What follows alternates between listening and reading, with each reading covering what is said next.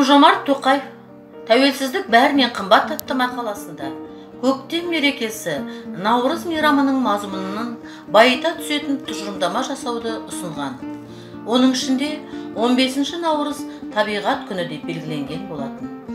Шамшырақ клуб ұжымы да менің жұмыс орным, менің таза қалам атты тақырыпты ұстанып, 15 Наурыз күні Қазақ соқырлар ғимаратының маңайын және осы ауданда тұратын мүмкіндігі шектеулі азаматтардың жүретін жолдарын қар мен мұздан тазалады.